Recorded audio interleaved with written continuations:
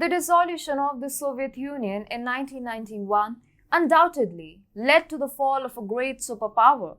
The Union broke into 15 independent countries, out of which Russia was the only contender that could have hailed as a counter to the USA.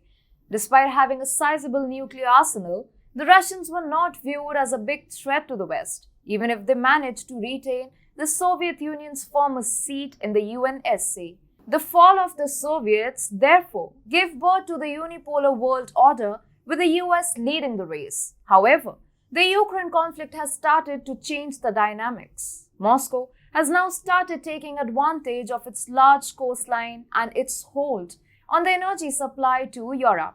Putin is on a spree of forming partnerships and launching missions, and now has declassified his plans in front of the world. Hello and welcome to TFI Global, the foreign affairs and geopolitical analysis arm of the TFI Media Group. I'm your host Vedika, and if you haven't subscribed to the TFI Global channel yet, hit the subscribe button right away. Russian President Vladimir Putin recently signed an updated version of the naval doctrine of the Russian Federation. This high-level strategic blueprint elucidates Moscow's official approach to the maritime domain. The new edition differed greatly from the previous one, which was signed in 2015. We will tell you how. Moscow declares its intention to increase its naval presence on the high seas and confirms its increased readiness to use military force to further its interests in international waters. It also announces plans to strengthen its naval combat capabilities globally. But what exactly are the highlights of the doctrine? How exactly is the Kremlin going to direct its resources in the international waters?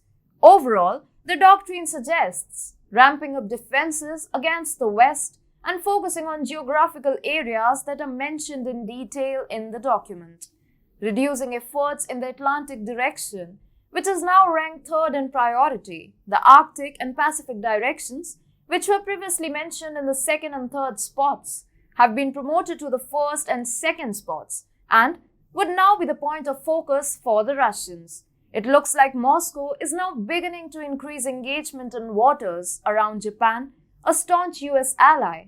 The document specifically lists the Okhotsk Sea near Japan as an area of existential importance. Japan's government has been pursuing reforms to undo the pacifist constitution and develop nuclear weapons. The Kremlin has taken notice of the development and is probably taking steps to hinder the rise of yet another nuclear power in its neighborhood. Another noteworthy inclusion in the list is the Caspian Sea. Russia's recent rise internationally is majorly due to its hold on the global energy supply of the world. We all know that Moscow has solid ties with the OPEC Plus nations, and an increased presence in the Caspian Sea would allow it to hold influence in Iran, a large oil producer. The Russians are interested in expanding cooperation with Iran, Saudi Arabia, and Iraq, and seek to develop diverse ties, including security and maritime cooperation with all countries of the Indian Ocean basin. The doctrine also mentions some important areas like the Eastern Mediterranean basin, the Black Sea and the Sea of Azov, the Baltic Sea, the Turkish, Danish, and Kuril Straits, and even international shipping routes off the coast of Asia and Africa. Presence in the Black Sea allows the Kremlin to check Turkey and Greece and to control the major route that joins Asia with Europe.